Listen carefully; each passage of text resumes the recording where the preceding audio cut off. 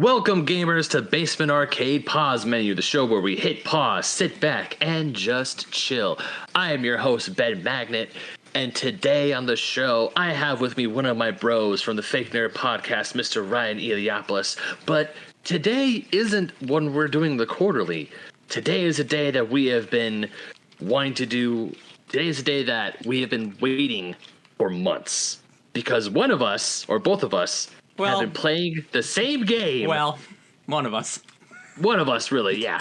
Has been playing one game since March of this year. And we are finally here to talk about it. The Legend of Zelda, Tears of the Kingdom. You've heard Ryan and I talk about it constantly on the Fake Nerd Podcast, constantly over the past few quarterlies. But we have beaten the game. The credits have rolled. And full spoilers for Tears of the Kingdom all the way through. What is that? 105 hours that Ryan has.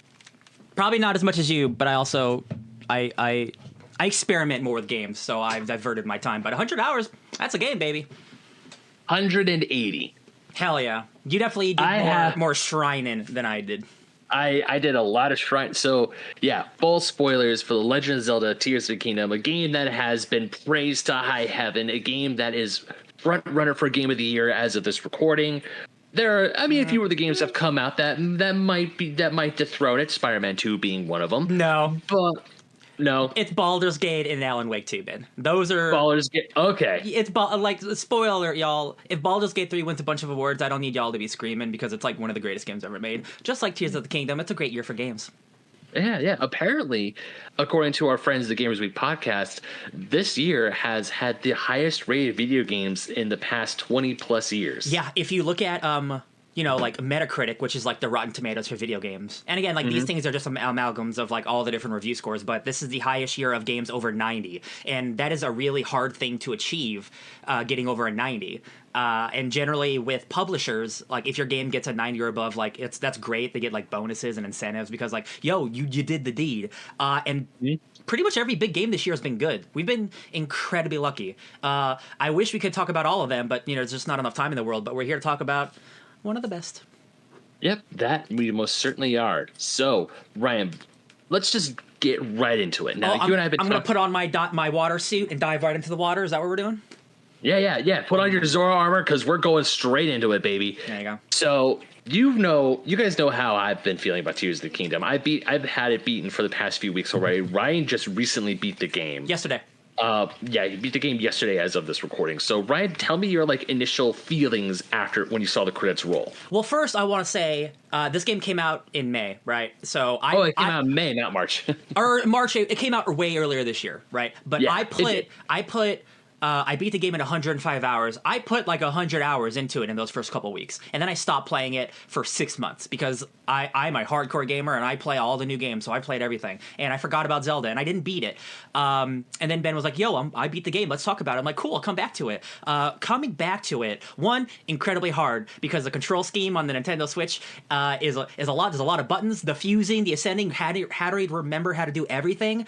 It was kind of hard because I've been playing a lot of Baldur's Gate, Spider-Man, and those games do not control like Zelda does. So coming back into it, it was like, oh man, I got to learn how to ride this tricycle again or this unicycle. But it was great. After the first hour of just getting back into it, I was like, oh yeah, this game's great. And then I beat the game, Ben, and now my feelings of it have only intensified because I think this is maybe the strongest ending to a Nintendo game I've ever played. In terms of the emotions that I was feeling and the boss fight that I did. I'm feeling so high. I still don't know if this is my game of the year because, again, I've played a lot of stuff, but it definitely shot up there because of that boss fight, that ending, that emotional ending. I'm riding high. I think this game is exceptional. It's beautiful. I was sad when it ended. I was crying. It got me. It's good stuff. It's good stuff, Ben. Oh, yeah. So when you say the emotional high, because a lot of... when you say that this is the ending itself that got you, yep, for Tears of the Kingdom, it got me too. And for the longest time, people have been saying one of the best endings of video game history has been Ocarina of Time's ending. Sure. After you defeat Ganon, Zelda sends you back as a kid, and then the following scene is you meeting Zelda for the very first time. The music plays; it's very emotional. Uh-huh. one day you essentially when Ganondorf turns himself into the demon dragon and you get shot up and the light dragon, which we all know is Zelda, is helping you fight this monstrosity. I mean, yeah, that part of the boss fight, while it was incredibly easy, I was riding high with emotion because I was fighting with Zelda. I was fighting a giant ass dragon, and it just felt so goddamn good. Yeah, if we can, because the ending is, I think, the best part of the game. I think we should save that to the end because I have my entire boss fight recorded. And I would like to talk about it over it. Oh yeah, definitely. Because I don't want us to start with the meat and potatoes. We got to start with the appetizers, baby. Yeah, let's start with the appetizer. But let's get some of the veggies out of the way because while I do think the Tears of the Kingdom is a 10 out of 10 front runner, I mean, I call this my personal game of the year as of now. That's because I haven't really played anything else. That's a big caveat. That has to be. It has to be a big. It is a big caveat. I can only assume that the second if I get and start playing Baldur's Gate 3 or Spider-Man 2, Final Fantasy 16. Final Fantasy 16, yeah, all of a sudden it's like, maybe not. But after the initial nostalgia wave hit, because when I first got the game back in May, it felt like I was home again. Back in Hyrule, because Breath of the Wild was a launch game for the Switch. This, I would feel, is a good closing game for the system, because we all know the new Nintendo console is just right around the corner. True. But while this is a 10 out of 10, in the months since release, a lot of YouTubers have been saying, like, hey, Tears of the Kingdom, great game, but it's a very problematic 10 out of 10. Nothing's perfect. Nothing is perfect, but I'm starting to see the cracks a little bit. Yep. One of the things I do like about the game is how you get to play your way, essentially. Like, if you want to play like you did in Breath of the Wild, while you travel on horses, you travel on foot, you take in the scenery, you can, or you could just build stuff with the Ultra Hand. It took me a while to get used to the Ultra Hand. Yeah. And there are times where I'm like, hey, the Ultra Hand is really cool. And other times I'm like, I don't got time for this shit. I want to go that way. So let me call up my horse and just ride there. Oh, yeah. See, I rarely ever use the horse because I am a gamer who loves making shit and crafting shit in games. Like, I'm a big, like, I love a lot of survival games, where you're hitting trees to get wood. So, like, this game, I love Breath of the Wild, but this game I like so much more because it allowed that creative freedom that I'm all about in video games. Like, I'm a big RPG guy. I'm a big crafting guy. So, like, I was often going to the gacha machines and just spitting out, yo, give me 50 fans, give me 50 balloons. So, like, dude, I was hightailing everywhere. I was making like rocket balloons everywhere. You eventually get a boat, like you get like the Wind Waker boat, and like I'm just like, oh shit, now I'm just gonna be the Wind Waker guy. So like that's what I love about this game is like totally different play styles and they're all valid. Yeah, I love how this Zelda game essentially is just like, oh, can I do this? Yes. Like, essentially, if you have any answers on how you could play the game, the answer is going to be yes. Absolutely. It's like, oh, because, I mean, when the game first launched, we all saw the memes with the people making the crazy contraptions. People have been making X-Wings. They've been making wooden men with giant schlongs. And shooting fire. They've been making freaking Evangelion, essentially. Like, all this crazy stuff. But if you don't want to put in that amount of work, you could just ride the horse and go along. Yeah. It's the only time when the Ultra Hand is really needed are for certain shrines, certain or not even bosses, really. It's mostly just shrines where the Ultra Hand is needed to solve them, or with Addison and those goddamn signs. Addison for president.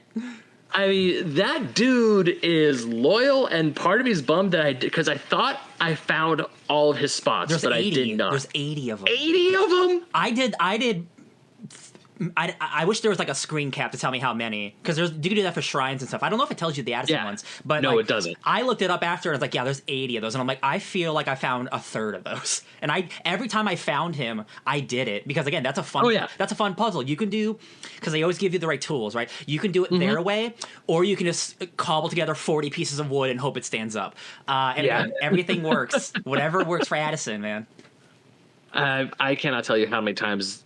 I also, even with a lot, we'll get into it with some of the shrines, but Addison, while there are times where I'm like, I'm on a mission. I'm going to a certain spot, and once I see him with that sign, I'm like, "What the hell are you doing over here, buddy? Help me!" I always just go to help him, or even like when I'm in the middle of the Hebra Mountains, it's freezing cold, the snow is falling, and he's just holding on, and he has like his little, bro, you gotta help his bare-chested vest on, and he's like, I ate a special rice ball to help me with the cold weather, but I gotta keep the sign up for President Hudson. I'm like, bro, it's -5. What are you doing here? I wish we could have gave him like a coat. That would have been nice. I know that would have been nice. Or even in Death Mountain where he's like sweating, or in the Gerudo Desert. Yeah, poor guy is sweating his. I just love that again. Like the Addison thing, like every time you help him, hey, he doesn't just give you like one thing. He gives you like a bunch of stuff every single time. Yeah. So like there's incentive to help him. But again, like you don't have to if you don't want to. You could ignore pretty much everything that you want in this game, and like it will be significantly harder at the end. But just like Breath of the Wild, like you can put as much into the game as you want to, and you will still be rewarded regardless. Yeah. Going back to things I did and did not like looking back on it, the one thing about this game that I actually was frustrating me quite a bit was the tutorial. I know that tutorial stuck with me. Now, I've talked at length, or not at length, but I've mentioned the Kingdom Hearts 2 tutorial, 3 hours long, and tutorials don't need to be this long. Oh my god, every single Pokemon game, Ben. It's been 25 years, and why does every single Pokemon game start with like a 5-hour tutorial? Give me a break. It's like, we know. Yeah. But once it comes to Tears of the Kingdom, I understand you need a tutorial to use the Ultra Hand. You get your new abilities, kind of like with Breath of the Wild, and then once you get off the Great Sky Island, the game is opened up, and it's like, cool, I can actually, do more cool shit. Yeah. But it just felt so much longer, and it didn't have that emotional gut punch that you got from Breath of the Wild. The Great Plateau. Yeah, the Great Plateau was, in my opinion, it's a great tutorial level. Great tutorial area. You're given all like the true dangers. Like you see that the Guardian and you get your first heart attack. Oh, I miss the Guardians, man. I wish there was at least one. I know that would have been nice.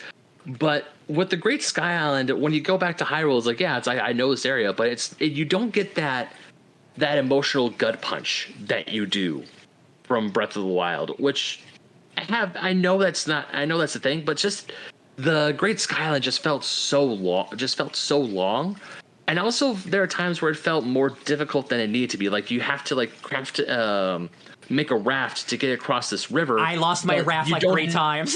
You don't have a steering stick. Yeah. And you don't get the steering stick till later, and it's so freaking annoying because you have to like perfectly shoot it out and pray that you get there in time. I specifically remember that tutorial island and like making the first raft. And it gives you a fan as well, right, to get across? Yeah. So, like, I remember, like, I would hit the fan, but I wouldn't get on the boat on time or something happened, and I had to, like, I just cut down extra amount of trees. And, like, that's a thing where, like, that's just a Nintendo thing. I think we're, like, we are older men playing this game, but this also is a kid, like, a kid's game, too. So, like, you need these long-ass tutorials specifically because the amount of stuff they give you, like the Ultra Hand, the Ascend, the Fuse, it's a lot to remember. And like trying to do all of it on that small, like on a small controller, like it's a lot. So like I think they wanted to give you the breadth of the Wild, get the breadth of the zone, so you really could understand it. I do think it takes way too long because like you have to go from the island to island, and you don't have Ascend yet, I don't believe. So like I was falling sometimes and like have to swim across the whole lake, and like it was a little obtuse, but luckily, there's still 100 more hours after that are good. Yeah, even when I was trying to get to like the last one, which is up in the freezing area, because I didn't get like the snow trousers to help me keep warm. Yeah, I was popping spicy peppers like Tic Tacs. Oh yeah. And at one point, I fell down a certain way, and I thought, well, shit. How can I get up there? And thankfully there is a way. The one thing about this game that I will praise is that there's always a way to get to the place you need to go. Yep. But sometimes it's a little tricky, and I may or may not have died quite a few times trying to get up there because I would accidentally fall into the water, or I couldn't climb up waterfall. I couldn't go up a waterfall, or at least I couldn't. I was trying to get to a spot that's like I can get up there, but the ice is too high and I can't climb up the ice, or I can't make a little ramp to have me walk up it. And there were times where I was annoyed. So when I finally did find a patch of rock that I could climb, oh, thank goodness I think it was the stamina wheel was just enough. Yeah. That the developers were like, okay, now you can like go all the way up. You don't have to find enduro shrooms, because there are no enduro shrooms on the island. Yeah. I think because by the time you get all the abilities, like, I think it takes a little too long to get all the abilities. Not the auto build. I think the auto build is like a special one. Like, you don't really need that one unless you're just like me. And you love crafting shit. But like, I don't know if they could have given you like everything at the beginning, because then it might have overpowered you. But I'm not a game designer. I don't know how you fix that. But that tutorial island is I think it's, for us, it might have been too much, but I think for maybe younger audiences who don't play maybe as many video games, like they need all of that extra cushion, because once you're in the world, it is like the game's kind of hard at the beginning. Like, it is a game where like it gets easier the more you play it, in my opinion, because you get better armor, you get better weapons, you get better abilities, and like you upgrade all that stuff. So like, I think the beginning can be pretty rough. I definitely died a lot. I definitely died a lot more in this game, mostly because I'm making like bad contraptions and like just falling off the ledge or something. But like, that is something I kind of do like too, because like I don't want a game to baby me either. So like, it's a tough line. It is a very tough line. It's a very weird marriage to, or not weird marriage. It's a very hard line to walk. Yeah. But I mean, because I'm trying to formulate my thoughts, because I don't just want to say first tutorial or early tutorial of this game, almost called it a movie, early tutorial, not the best. And I don't just want to leave it as this game, because this game's obviously not bad. It's just an annoying bit. But one of the things I do love about this game is how you notice your own personal growth. Oh yeah. Not just your character in the game, but you as a player against certain enemies. Like, we're looking at this B-roll footage right here. You're in the Great Deku Tree Chasm. Yeah, I forgot the gloom hands existed, Ben. So I was like, this entire fight, I'm in panic mode. I'm freaking out. I'm like, I don't remember what I'm supposed to do. How do I do this? I don't know. You'll see that I eventually kill them. But like the first 2 minutes, I'm just running, dying. Luckily, I have 25 hearts, so like I'm safe. But I forgot how scary those guys are. Oh, first time you meet Gloom Hands, absolutely terrifying. And then after you kill the Gloom Hands, you're thinking, cool, I'm safe, I'm alive, I could get through this. Yep. Why is there a boss health bar up on the top of the screen? Yeah. Who the fuck is Phantom Ganon? Yeah, the first time, this is not my first Phantom Ganon fight, but the first time I did fight him, I'm like, oh, word? Awesome! Yeah. Because I love a good, like, I'm a Dark Souls guy, you're now a Dark Souls guy. I love good one-on-one fights. And we'll talk about the final fight later, but like, I love anytime you give me a one-on-one fight. I don't have a lot of other footage besides the end of the game where I do the Great Deku stuff and then the final fight, but I really wish I could have got some of the Yiga clan stuff, because I love, his name's Kaga? Is that what it is? Koga? I love that little dipshit. He's so funny. In like every boss fight that you do against him, he gets a different and bigger contraption or vehicle. Yeah. There's like a cool boat boss fight. Like he's in like a skymobile. Like I love that guy. I love those types of fights. I have no problems with any of that stuff. I think that stuff's fantastic. I did the Koga stuff. Oh yeah. And it was actually very entertaining. Mm-hmm. A lot from Breath of the Wild to Tears of the Kingdom, the Yiga clan stuff I was more intrigued with. Mm-hmm.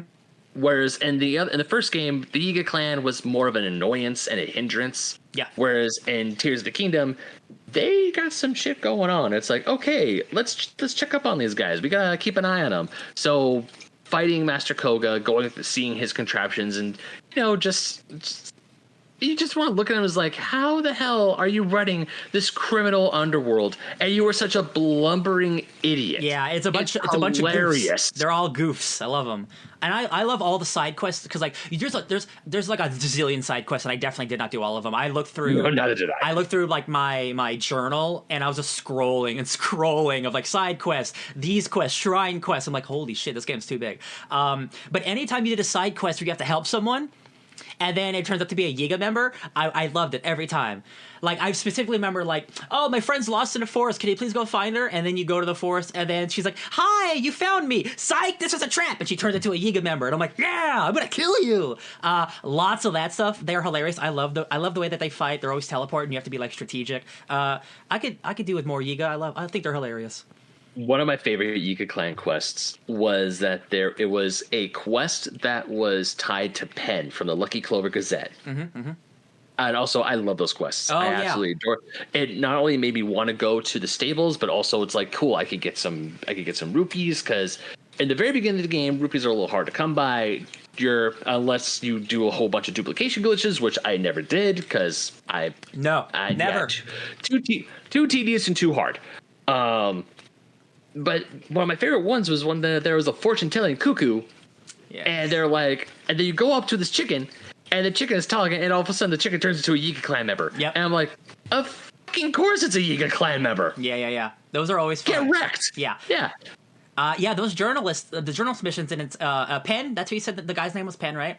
And he has his little birds, his little spies. Yeah, and they're just little cute little birds. That was so fun. He's like, we got to bring journalism back to Hyrule, and I'm like, you got it, bud. I love. Or I just love how his tagline is "soar long," because he's a Reno, so he can fly, and it's like, I love this. This is amazing. And what the reward you get, is it the frog one? Which is the frog suit? Yeah, the frog suit that helps you stick to walls.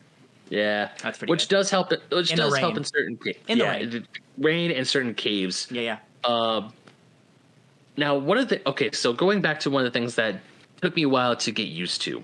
Now, Breath of the Wild, weapons have a durability; they break. Yep. It kind of makes sense. Swords, spears, shields, you use them too long, they get too much damage, they break. Yeah. Well, Tears decided, like, hey, let's up the ante on that.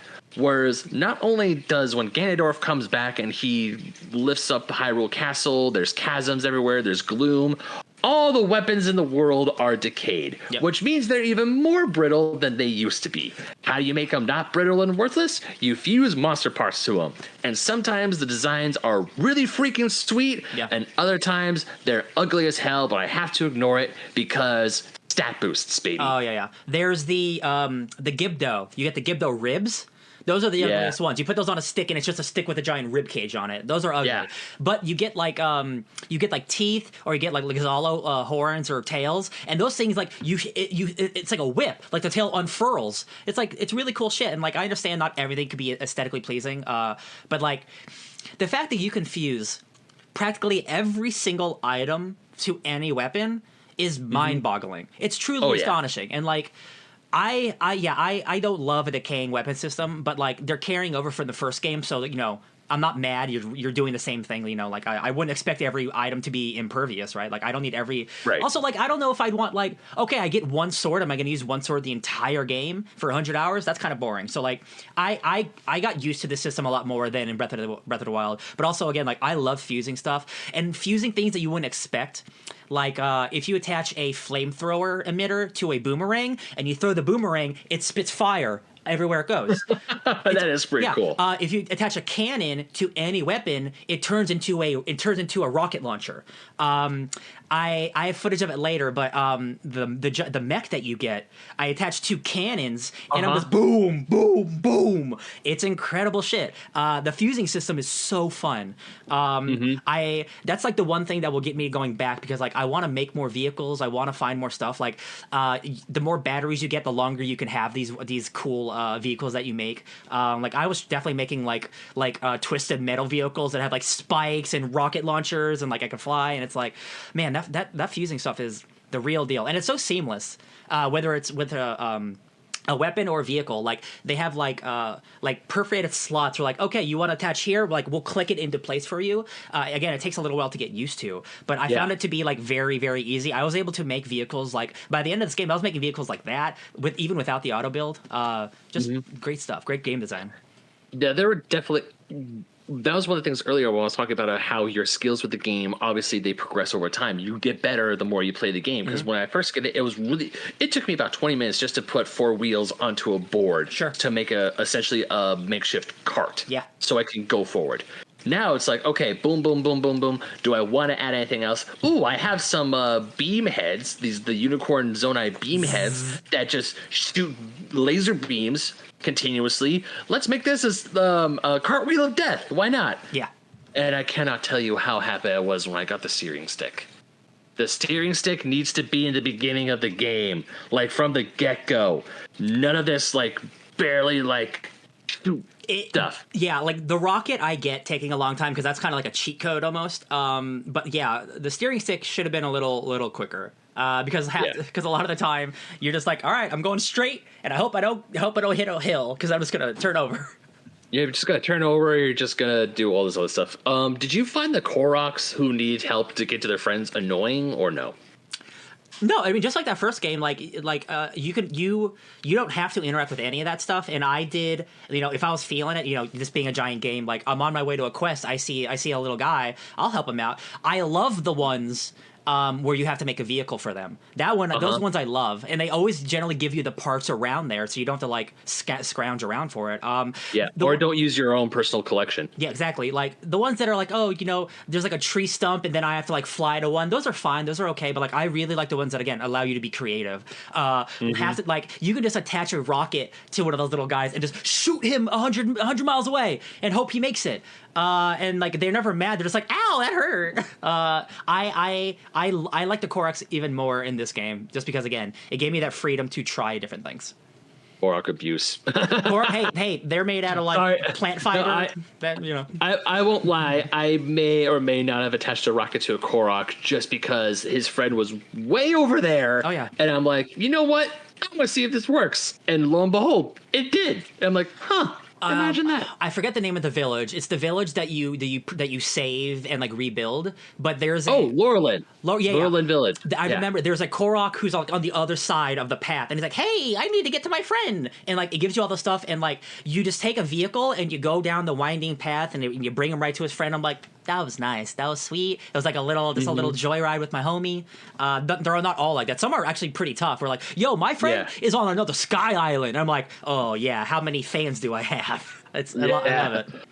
Sometimes I definitely have just ultra handed the Korok. It's like, okay, where's your buddy? Yeah, I could walk that, and I just walk. If he's not too far, for sure. I don't care. It's not the most.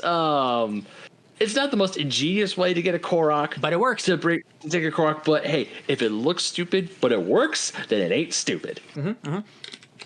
Absolutely. One of the other things I do love about this game, I know I've talked about it earlier, but I still want to talk about it here, is how the developers essentially straight up says like Hyrule has moved on.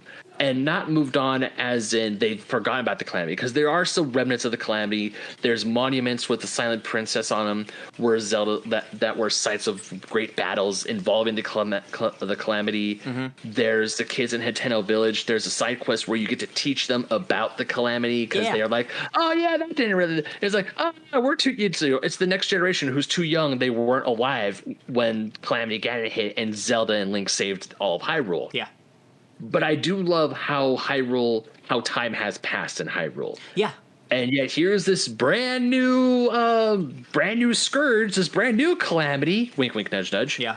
That essentially brings everything back to square one, which sucks. Because you go to Lookout Landing, and in Breath of the Wild, anywhere near Hyrule Castle is like, welcome to death. You're here to die.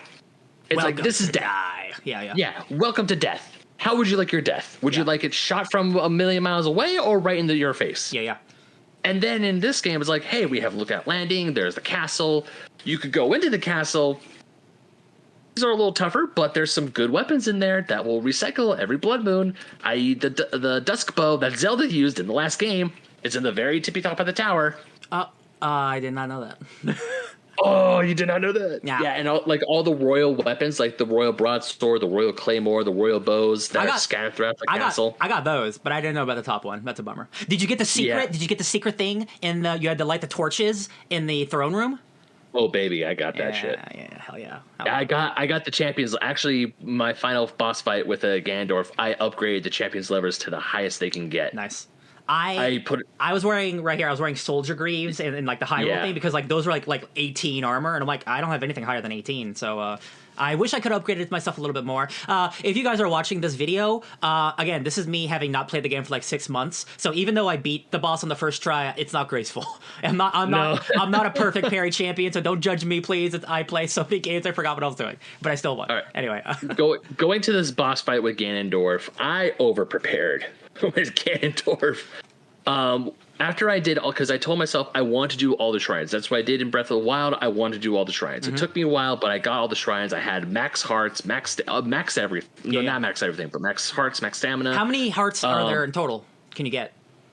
Because I had 25, and I know I only did like 90 shrines, I think. Okay, so did you have at least 30? Do you think? I want to say a little bit less than that, because I mean, if you get all your stamina, because your stamina maxes out 3 rings, and then the rest of them are hearts. Oh, okay. I had 2 stamina. Yeah, because when you take the drinks that give you extra hearts, it only caps out on 2 full rows. So if you're making like potions. Oh, real quick, this moment where his health bar goes across the screen, I'm like, you shut the front door. Get out of here.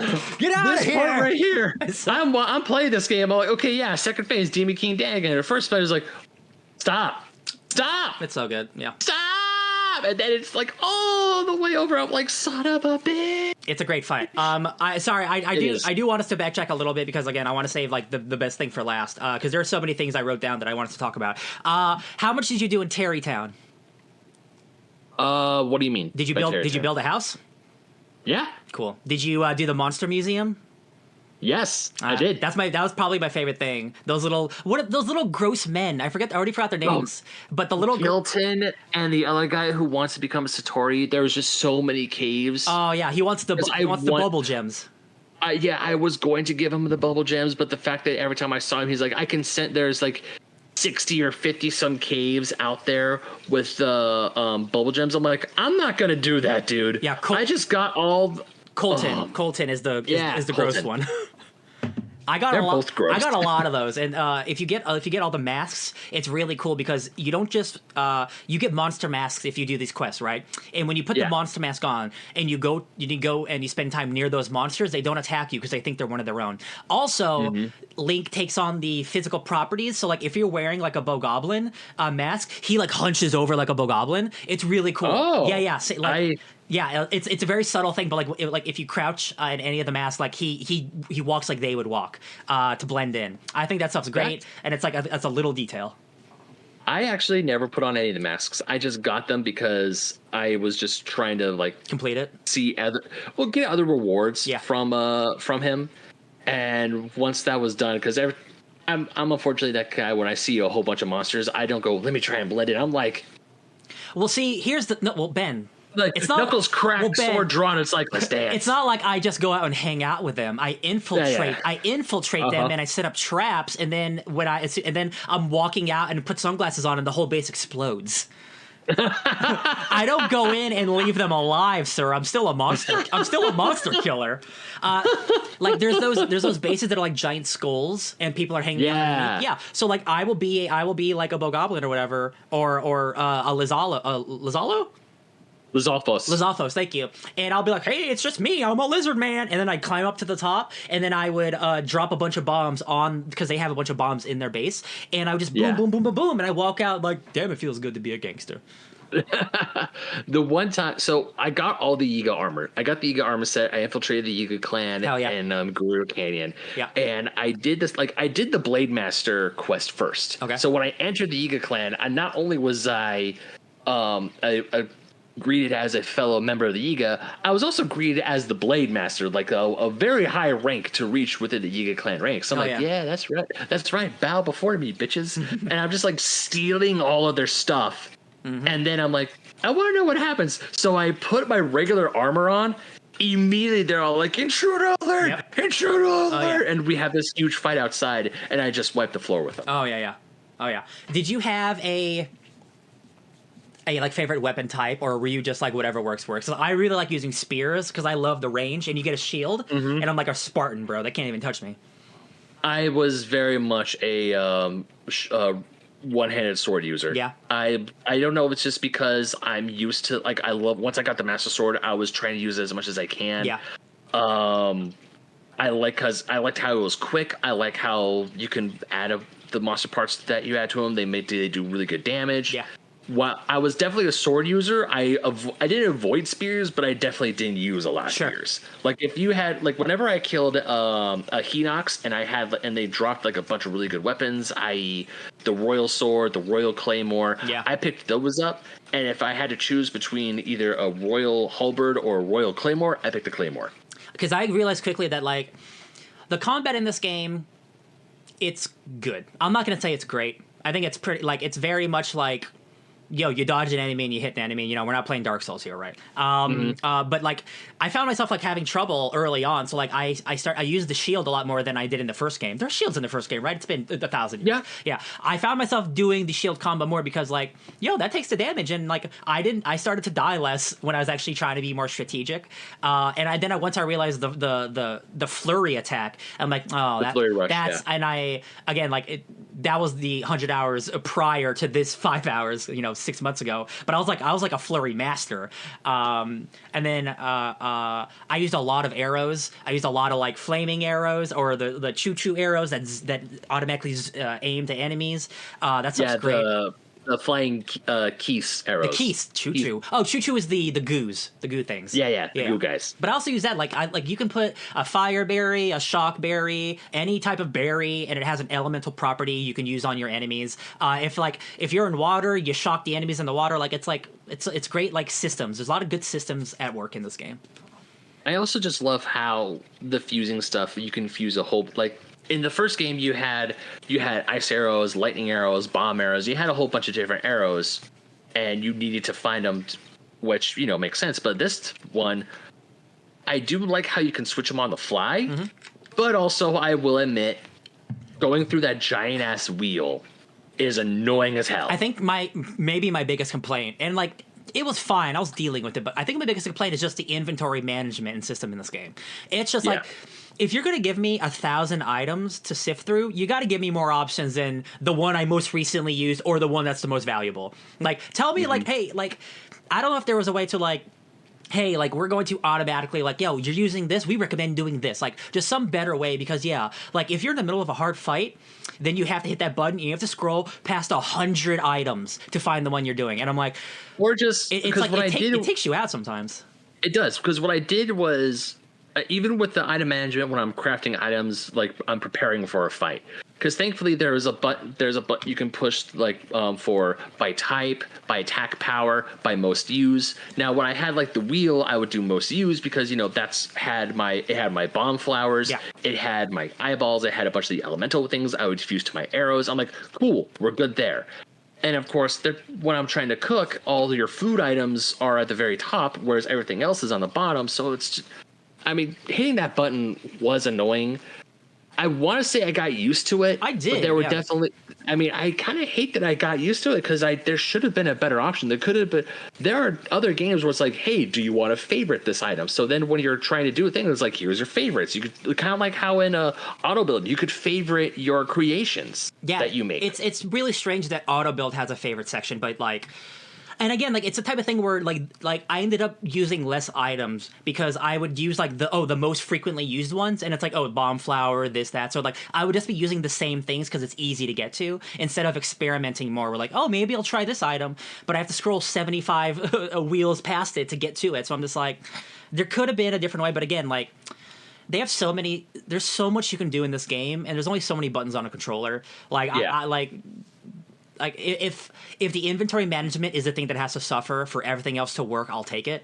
Because, like, I would rather it be that than, like, some combat thing where I have to, like, to switch combat stances, you have to go into the menu or something. Like, you know what I mean? So I think I'll take that for everything else to be to be magical. It's weird because even though there were fights where I was trying to get to the right thing, and you're in a very intense fight, you're shifting through all your stuff, your adrenaline's pumping, and you pick the wrong thing and you go, oh shit, thankfully you can just like re-up it and it will just replace it. It freezes time. All the enemies are like, what's going on? I'm about to hit this guy.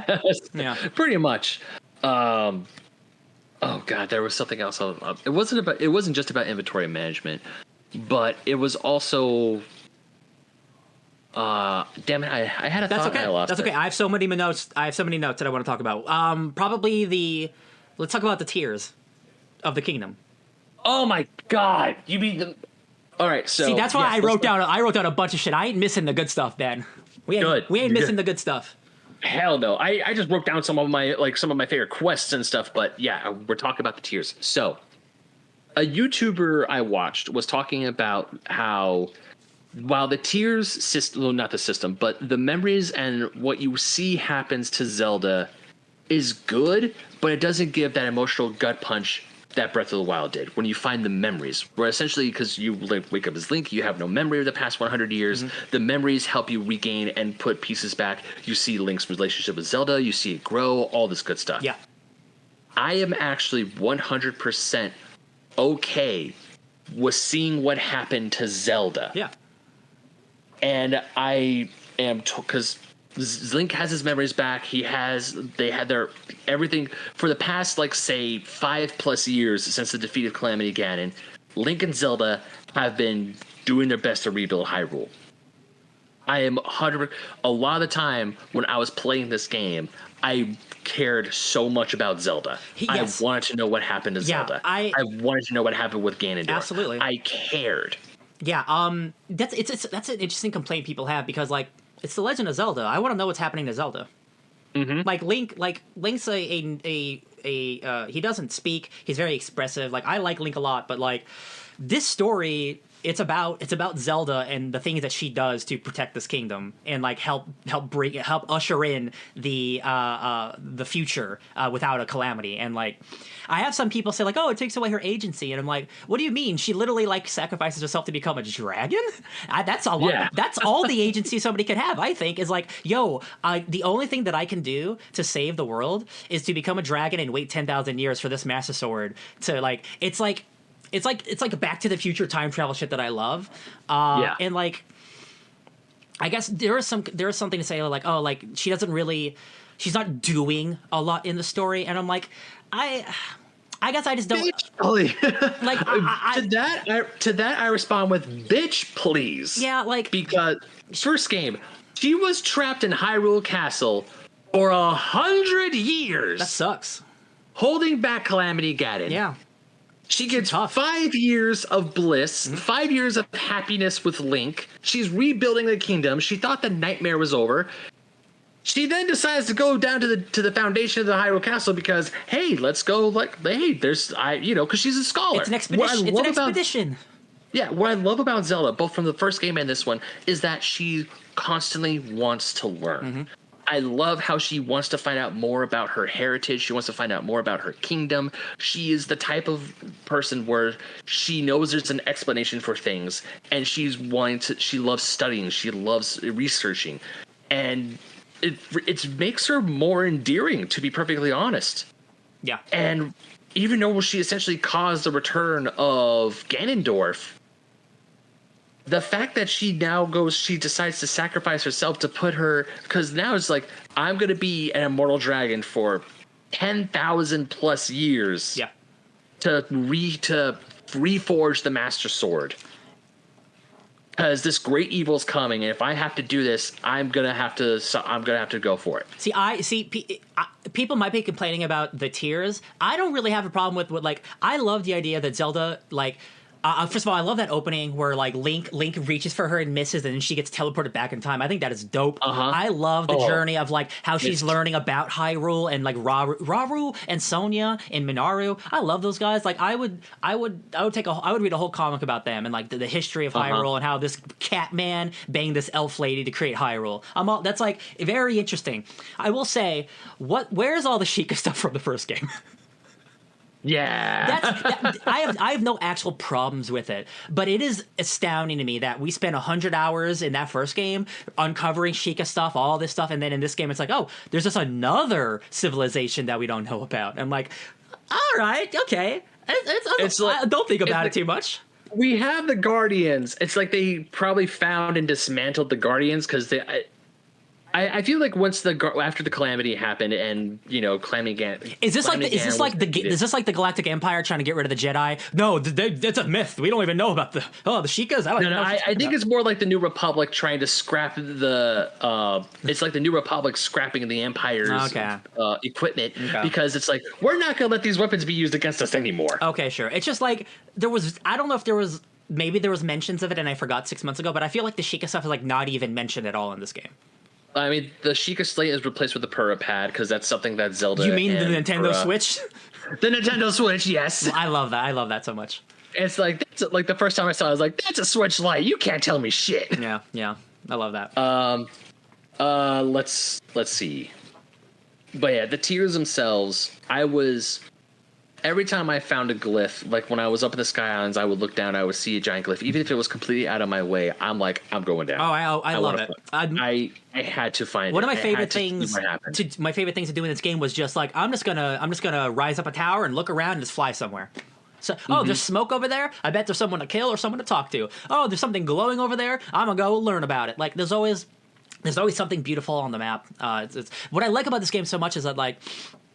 The first game, it's a giant open world, but like it felt kind of empty. Like this one, it's not like a GTA where there's someone on every other like street corner, but there's a lot more people in this world. It's like it feels more lived in. There's more people walking around. Like there's always traveling salesmen and stuff. And like I really like that. That's great. What I will say is the stuff with the Sky Islands, I do enjoy. Like getting from one Sky Island to another. Like when I was trying to get to the Sky Islands where I had to fight the Gleeoks, where like the King Gleeoks. Annoying as shit, but so satisfying to get. Yeah. But I will also say that the depths, like I love how all the marketing was all about the Skylines. It's like, hey, you got you have the Hyrule below, but you also have the sky. We're bringing back Skyward Sword. Oh my god, cool. And then we jump into the depths, and it's like, surprise, motherfucker! Inverse map of Hyrule. Yeah, you not get one, you got two, you got three. Yeah, so like I know people were somewhat disappointed because there's not as much Sky Island stuff as you'd think. That's because there's an entire underground section for you to do. And for me, someone who loves horror games, spooky games, dark, scary games, the depths was my favorite part of this game. I would say I almost spent more time down there uncovering everything, getting armors of the old games, which is awesome. So many great Easter eggs of previous games. Collecting Poes, hundreds and thousands of Poes so I can get like dark tunic stuff. Like I love the depths. It is so... I didn't know it was in the game. We suspected there was going to be an underground thing. I did not think it was going to be the literal size of the first game. There's like 2.5 games in this game. It's astounding, and I understand like some people didn't like the depth stuff, but like man, I upgraded my battery so much. Like there's such a beautiful cycle of you going to the depths, getting Zonai stuff, going to the Sky Temple, turning that in, going to Hyrule, using the abilities you got, going back down. It was a beautiful sequence of, for me, going to all three places in tandem with each other. And I think that's that's what the developers like wanted you to do if you're going to do like the perfect Zelda of this playthrough, is utilizing all three. And I was feeling like I was constantly rewarded wherever I was going. One of the best things about this game was of how intertwined all three stages of the map were. Because a lot of times it's like, what's a good... I'm trying to think of a good comparison, but the first thing that comes to my mind is Kingdom Hearts 2. Whereas every world has their own certain map, true, but they don't play in tandem. I mean, obviously, because they're separate worlds. It's like nothing that happens in one world is going to affect the other. But then you look at something like Hyrule, and it's like, no, what happens in the depths affects the sky, affects Hyrule, and the same can be said for all three. Yeah. Like when you were saying about how you get the Zonite down below, you get the Zonite charges from the refineries and the mines down below, you go up to the guy in the sky to get your battery charges, and that helps you all throughout Hyrule. And sometimes in Hyrule, you could find, hey, here's a Sundelion. I need that. Or, hey, here's a bunch of people are giving me the Zonai charges. This could help out. Yeah. Excuse me. And it has this, I don't want to say a perfect symmetry, but it has an amazing symmetry that fits. Now, I won't lie. For me, the depths the depths grew on me. It is spooky. It is scary. The music is just haunting. Every time you go down a hole, it does the whoa. I hate that horn. Yeah, I hate that horn so much. Every time that happens, it's just me. I imagine that like the enemies see Link coming down. It's like, yes, a sacrifice. Like I love it. I love it, and nothing is more exciting and like. Honestly, awe-inspiring that this game that came out on the Nintendo Switch, which is like 7 years old now, but like the technology's older, 6 years old. The technology's older. This is like an old ass system. I'm able to jump from the very top of a sky island all the way down to the depths, and there's not a loading screen. That's nope. PS5 games can't even do that sometimes. I mean, like now, like like Spider-Man and like Alan Wake, we're getting there, but like. This is like one of the most technically impressive games I've ever played, and it's an old ass Nintendo game. Like it's truly astounding. Just like if you put your pedal to the metal and you try to do something unique and new, like technology will like. I can't even imagine if this game came out on a current gen system, like what it would look like and what you could be able to do with it. Because like the frame rate isn't great, it pops, it drops. You know, it's an old game, but like it never ruined the experience for me or anything. There were definitely times where I'm playing. It was mostly when there was a lot of stuff going on screen, like if it was raining. Yeah, there's a bunch of stuff moving around. The frame rate would drop a little bit, but it wasn't so bad as in like I was like, oh no, this game, why? It was like, oh, okay, yeah. It was quick and it was over. But I do agree, it's so amazing how you can go from the tippy top of the sky to the very bottom bowels of Hyrule, and you could freebird it. And I love how that's become a meme on TikTok. So many people have just like jumped off, and you hear freebird playing. And yeah, I sang it too because it's fun. Because I did all three of the mazes in because you remember the big labyrinths in Hyrule. Yeah. Well, they decided to be like, hey, so they were hard before. You got more steps to them this time. Have fun with There's that one because not only do you have to do the maze on Hyrule, but you have to find a way to get up, do the maze in the sky, and then drop down for a boss fight. Yeah. Good luck with that. Yeah, the top right one, I remember like doing the sky one, and I'm like, oh, there's one below me. You got to be kidding me! I love it. It's so good. I was just constantly surprised with stuff. I want to talk about the boss fights. Besides the end boss fight, you know, we have the four temples. What was your favorite and least favorite of the temples? My favorite temple was the Lightning Temple. Okay. Ranked, it goes Lightning Temple, Sky Temple, Water Temple, Fire Temple. Yeah, Now when I say that, that's just in temples themselves. Yeah. My favorite boss fight is either the Fire Temple boss fight or the one that was a really good challenge was Queen Gibdo, the Lightning Temple one. Yeah. Least favorite was Muktarok. I hate that guy. Oh, is that the water guy, the octopus? Yeah. I hate him. He kind of sucks, yeah. Every other monster was like this grand, like, okay, here's a fight. Like Caldera, he's easy because you just have to fall through, although the first time I found him, I shot arrows at him the whole time, and it still worked.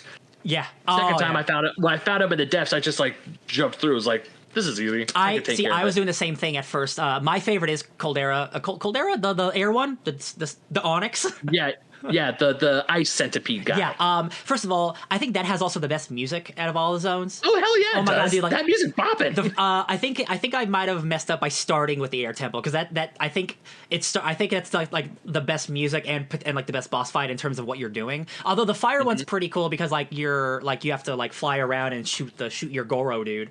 That one's pretty fun. But the Caldera one, man, like the and like you're flying, and like I'm like doing a stab like 30,000 feet in the air to land on his stomach. I'm like, dude, this is how you're starting this game. Holy shit! And then unfortunately, you have to fight an octopus, and he sucks. But yeah, that was I think because my temple order was Air Temple, Water Temple, Fire Temple, Lightning Temple. Okay, I did Fire last. Okay, yeah, because actually I was on my way to do the Fire Temple second, but then I looked over and I was so close to Zoro's domain. I'm like, I'm gonna go see how my buddy Sidon's doing. Oh, you mean Super Mario Sunshine? Yeah. I wrote that note down. You're 100% correct. It turned into Super Mario Sunshine. But, oh god, poor Zora. They were like, hey, even though we like the rain, 100 years of rain is kind of a long time. We kind of want to see the sun. Yeah. And then it's all like, yeah, now our water's Gross.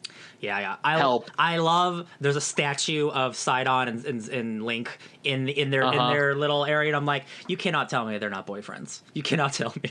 You cannot tell me this. I love Sidon. He's always like, look how cool I am. I'm like, you are cool, bro. I'm not gonna lie, you are pretty cool. Did you do the King's quest?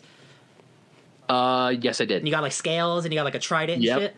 Yeah. Yes, I did. Let's see. Yeah, I got the lights. I got all the major weapons from the champions. Oh yeah. I wrote Goron's on crack. Oh god, the fucking like they're eating like mindless like hypnotizing crack rocks. They're eating rock. It's like the certain. I think they call it dark roast or rock roast. Marble roast. I think it was marble roast. Yeah, it was a certain type because they eat rock roast, but marble roast was apparently getting them all high, getting them lazy. You saw their eyes. Like the second Yunobo comes out, I'm like, why are you an asshole now? Yeah. Because everyone, like Tulin, I love Tulin. Oh yeah. I was expecting to fight with Tiba, but the fact that I'm fighting with Tiba's son and he's still being he's like the happy father. He gives him his bow. I'm like, okay, yeah, this is awesome. I love this. Tulin's great. Seeing all of our friends like Sidon, Riju, Yunobo, I'm like, I missed my friends. But the second Yunobo comes out, I'm like, I want to punch you. You suck. Yeah, and it's really funny. He's like the only one of them who has like everything he says. He ends with Goro, and he's like the only one of those who does that. I'm like, yeah, all right, bud. Okay. It is a Goro thing. No, I know. It's just silly. Yeah, it is silly. Before we get to the most epic boss fight of all time, I do want to talk about getting the 5th stage, because I found that robot like immediately because I went to the depths and went exploring, and I'm like, there's a robot down here. I expected him to be like a big boss. I did not think 80 hours later I would be riding him like a Gundam. Yeah, Monero, she is the 5th state, and actually, you were talking earlier about how there's all these great Easter eggs in Tears of the Kingdom, and how they harken back to the older Zelda games. Like in the depths, you could find the outfit of Twilight, the outfit of the time. I found Link's Awakening, the Link's Awakening costume. I found all these different things, and the same thing with the stages, because the stages are harken back to Ocarina of Time. You have like Rauru was the Sage of Light in Ocarina, but because Zelda, they redo their stuff. They don't like copy and paste, but they reuse assets, or they turn assets into different things, such as Rauru is the Sage of Time. He was the Sage of Light, but he's the first king of Hyrule. And the Sage of Spirit, because in Ocarina, it was one of the Gerudo ladies, like the chieftain of the Gerudo that time, because she's like also against Ganondorf, because she's like, hey, this isn't right. It's Monero, his sister. Yeah. Because you have Riju being the Sage of Lightning. Minaru got those tall ears.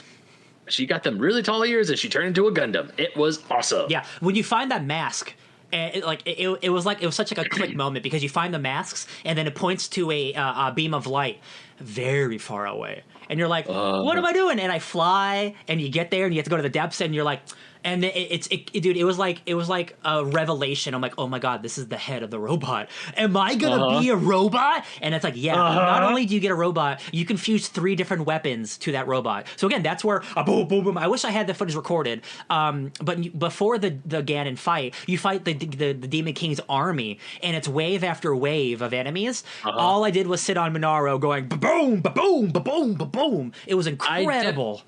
I definitely should have given Moneru's. I should have given her a few more weapons instead of the ones I did. It was great. But yeah, there are times where she was like going ba-boom, ba-boom, and it was awesome. The Demon King's army, I don't want to say I was disappointed with the Demon King's army, but this is also could be attributed to how much I over-prepared for the fight and how good I got at fighting. Because once I got to the Demon King's army, I'm like, that was a lot easier than I thought. Yeah, so luckily, because I used up a lot of potions and stuff. Also, getting to, you have to go through the depths, and you have to fight a lot of silver enemies to get to the demon, and that wore me out, dude. So by the time I got to that fight, I thought I was underprepared, but luckily I just had my Evangelion unit, so I cleared it, right? But I thought I wasn't going to have any time before the final Ganon fight, so I was really scared. But luckily, they give you a little pause, and I had like 80 of those Zonai cooking pots, and I just lined them up. I had like, I literally, dude, I had 10, and I'm cooking, and I ended up not even using any of it. Bro, I cannot tell you, because I'm searching around the desk. My very first encounter with a silver Lionel. I did not fight him. I ran. No way. Yeah, but I was at a point in the game where I'm like, okay, I think I could take these big baddies, because you see monsters like you see the Gleeoks. The first Gleeok I saw was an ice Gleeok over by the stable in the Hebra Mountains. Yeah, Ghidorah. In that ice plain. Yeah. I look up and like, is that a dragon? Yeah. That's a 3-headed dragon. Oh no! Yeah, the first time you see it, you're like, oh word, oh no. Yeah, the first time you see it, I'm like, I'm in danger. Like, you don't want to touch him, you don't want to mess with him. Like, there are times where I'm like going through Hyrule, I look up to the side, I'm like, what's over there? I was like, why is there a giant 3-headed dragon with fire out on its head? Yeah, and then I never beat him, but there's the one that's all three put together. He's like the Super King Ghidorah, and I'm like, I don't need to fight you. I'm happy with my progress.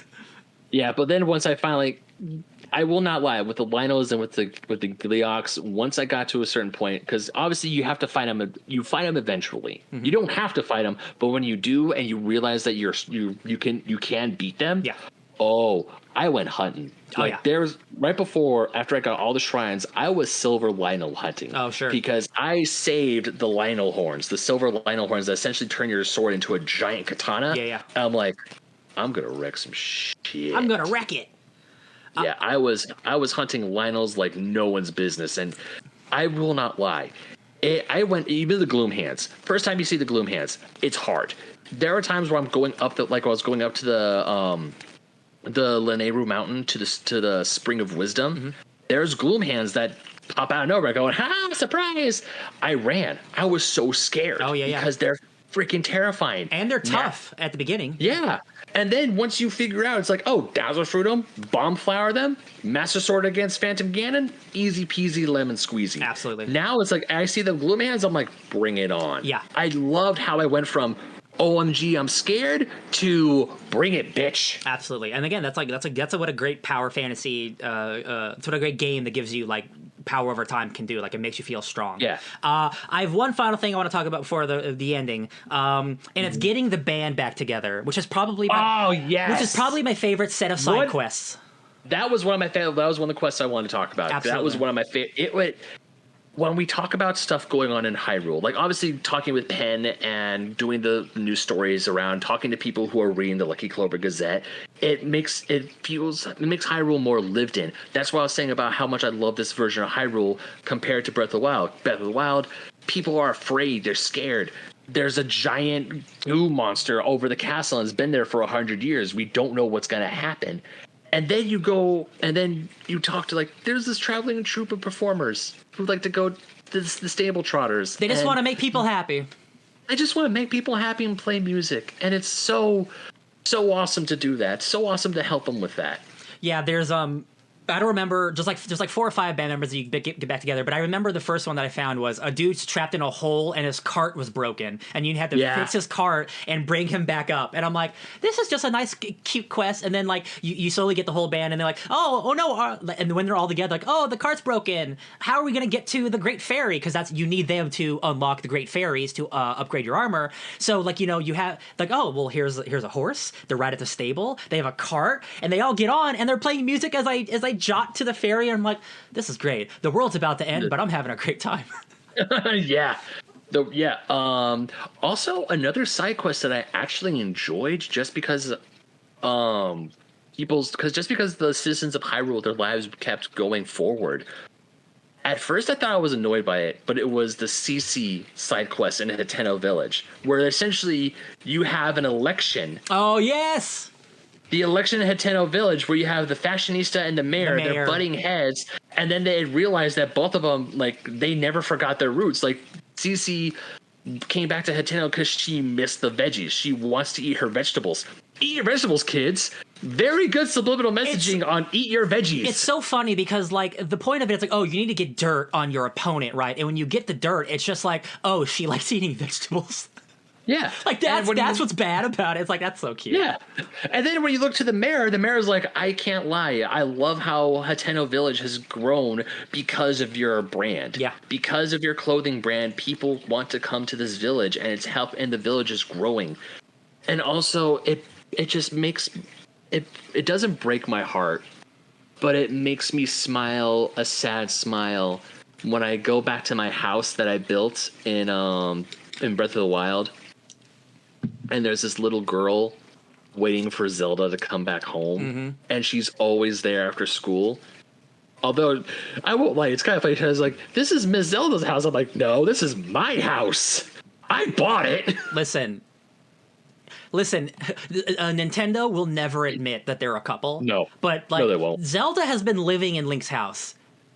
They're not just roommates. I'm just saying, they're not just roommates. I mean, there is that bed is one of the only beds that Link could sleep in, because you could only sleep in beds that are his, like over in Terrytown, or if at a hotel where you spend money. Yeah, where you spend money. And this one is like, do you want to take a nap in your bed that you share with Zelda? Wink, wink, wink.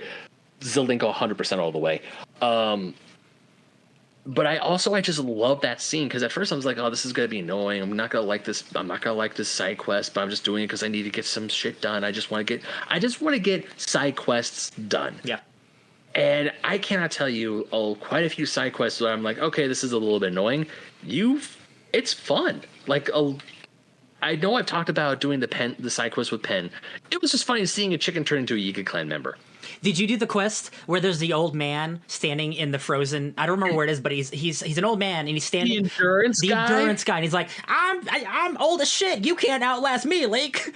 And it's like, all right, I gotta stand in the cold for a long time. And like, it's like 1 second, let me make an elixir with 15 minutes strength of a cold resistance. Let's go. It's like in Breath of the Wild, like it's in this game too. Like you have to like have enough stamina for the Master Sword. But I'm like, oh, is this the new Master Sword thing where you have to do endurance with this old man to get something cool? I was like, yeah, whatever. But I did this. Yep, I did them. Yeah, and quests like that. I love the variety of side quests in the game in this game, and how fun they are. Yeah. Like you were talking, like that one in particular, or even the underpants one.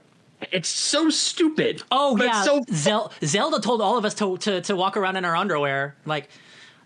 Also, I love all those quests. Like one of the journal quests is like, oh, so many people are seeing Zelda, and she's telling all these people to do a bunch of weird things, and it's like, because it's not Zelda. And I'm like, yeah, obviously. But I love that, because again, half the time you go somewhere and it's just a Yiga Clan member in disguise, and I'm like, you rascals.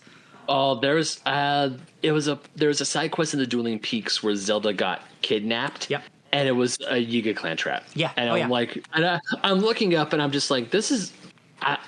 I absolutely. So when you found, I gotta ask you, when you're roaming around Hyrule, did you ever pick up the random bananas you found on the ground that weren't in southeastern Faron? Most likely. I do know that I found this out way after, but if you listen to people and if they talk about bananas, those are Yiga Clan members. Oh. So like you can like, because there's a bunch of random people, but like if you talk to someone and they'll go like, man, I could use a banana right about now, it's like, that guy's in disguise. That's a Yiga Clan member. That's really cool. I'm sure I picked up bananas, but why? Does something like, do they come after you? Like just a bunch of my bananas that are on the ground. They're not on the trees, because if you go over to southeastern Faron over by Lurland, the tropical area. Yeah. That's where the Maya bananas grow naturally. You could pick them off of the tree; they're fine. Yeah. But I'm talking like you're in the middle of Hyrule Field, and there's a bunch of bananas in the middle of the road. Then like they ambush you. They ambush you. Yeah. Like if you picked it up, it was a trap. So I saw that. I'm like, the hell are my bananas doing here? Sus. So what I did was I picked up a spear, and I'm like, I'm gonna try something. Like, this is the first time I've done that. Like early in the game, I just like opened up the game. I'm like exploring, trying to get Koroks, trying to open the map up, and I'm like, that's weird. I poke it with my spear, and the second I poked it, a small little cutscene played where a Yiga Clan member pops out of nowhere. It's like, you ruined my trap, and he attacks you anyway. And I'm like, That's pretty good. So like there are multiple ways to interact with even the smallest of like side quests, even like the smallest of interactions. That's lovely. I love that. I went through a lot of my notes. I'm pretty happy with. Let's talk about the actual ending. That made me cry because I'm a big old baby. So this boss fight, it is easy. Like the Demon King Ganondorf fight is incredible. I didn't know there was going to be a fourth stage with the dragon.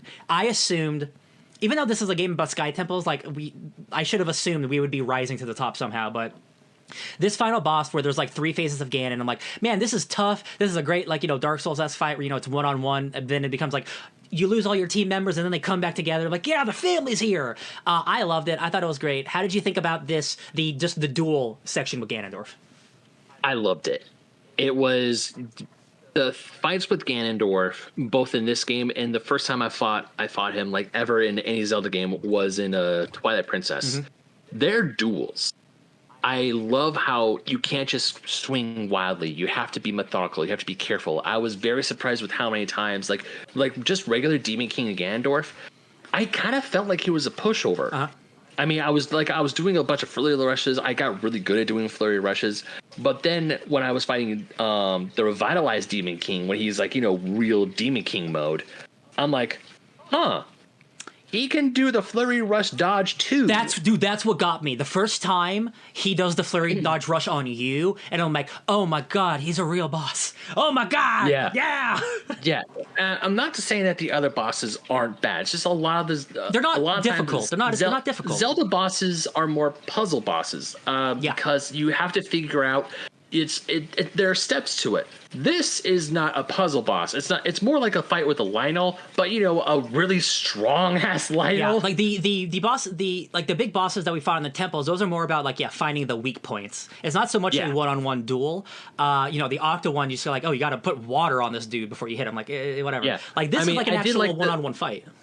I mean, Queen Gibdo I liked because you have to really be careful. You have to make sure Riju was staying in the right spot. You have to hit the hive things with the with the other Gibdos because you have to hit them with the element attack before you can mess them up.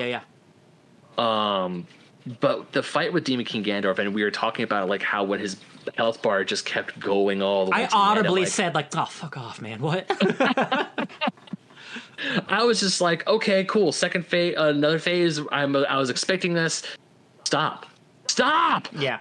No. And it just can't that's look, can we pause the video for a second? What was that full? Oh yeah. I got you. That's not that's funny. They're funny people making this game. That's not fair. Yeah. Look at this shit up here. Fuck off. That's not fair. That was oh, you guys are really funny. So this is when I thought okay, I didn't think there was going to be another phase after this, the dragon section. But I love it. All your friends come in because you fighting 5 Ganons, that's tough as shit. But luckily you got the homies, and so it wasn't too tough. But then it goes back to 1-on-1, this was probably the toughest part. Yeah, this was definitely he gets more weapons. He's throwing things at you. It becomes like a bullet hell dodging game for a second. Yeah, every time you think you got the drop on him, he jumps back and dodges, and you have to. It's like a mash, or it's not a mishmash, but it's constantly trading flurry blows. Now, question for you: Did you get the Hylian shield? Is that can it break? Yeah. Yes, I did get it. Yeah. Okay. Yeah, because I found the Hylian shield and the Champion's Tunic very early in my playthrough. Yeah. I saved it the whole game. This fight specifically. I think I used it on a tough fight. I didn't think it was going to be durable, but once it said oh, it's going to break soon, I'm like, oh, I'm not going to keep it if it's just going to break soon. So I found strong shields throughout the game, so I wasn't too worried. Oh yeah, I mean, I wanted to save the Hylian shield because I'm if I'm playing Ganondorf, I'm doing it right. Absolutely. I'm doing it, or air quotes, right. Yeah. There's no wrong way to fight Ganondorf. No, but story wise, yeah. Yeah, for me, it's I have the Hylian shield, I have my Champion's Tunic, I have. I put the Hylian hood down because if you go to CC, you can take the hood down, so you can still get the. You didn't know that? I guess maybe I don't know. It's been a long time since I went back to CC. I won't lie. There are times, thankfully, people on the internet making memes on TikTok or just other stuff. that kind of helped my playthrough, and it wasn't spoiler. Now there was one time where I think someone mentioned about Dragon Ganondorf, and I was just like, no, scroll through. Or I saw a picture of the Light Dragon, but there wasn't any context to it. But when I saw the picture of the Light Dragon, I'm like, fuck, that's Zelda, isn't it? And then, but when we seen though of her turning into the dragon, my heart still broke. Oh yeah.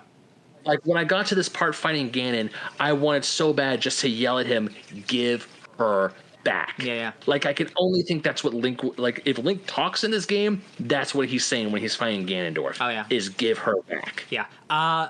Yeah, man, this now that, like, in stage 4, this is the easiest section of the boss fight. At this point, I don't even think it's a boss fight. It's more just like we're concluding this epic saga. Yes. Because you just fought Ganon 3 times. Like, I didn't need this 4th section to be incredibly hard either. It's kind of like, it's like a cooler version of the Colgera fight, the air temple fight. But man, the design of this boss fight's incredible, because every time you fall, Zelda is programmed to come and pick you up. And how they designed that in this giant open world, dude, but this is just the most incredible. Look at this shit. This is incredible. This is like the stuff you see in God of War, and we're seeing this on the Nintendo Switch. And like, honestly, like, this gives me more like impact seeing this shit. Like, what a cool concept for a fight. The second when he swallows the secret stone, transforms, and like the cinematic, yes, this fight is easy.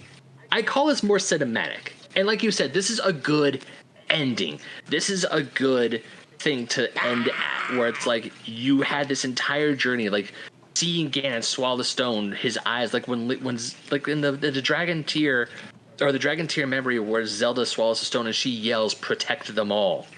Because she's calling to Link because she has the Master Sword, and she's like, protect everyone. In his, she knows he. In his speech here, he's like, you cannot beat me, you little bitch. There's no way I will give up my mind, my body, my soul to kill you. Nothing will stop me from killing you. And I'm like, damn, Ganon, like, I know you suck, but like, you suck really bad. You're like, I don't even care about my humanity. Whatever I gotta do to end the world, my body, my mind, everything. Matt Mercer is Ganondorf this time. Yeah. Oh boy, no, baby, he's a voice actor.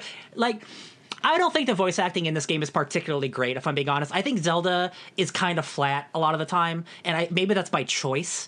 But like, I think the best voice acting in the game, it's Matt Mercer as Ganondorf, and then whoever Minaru is, the lady queen, like the sister of Rauru.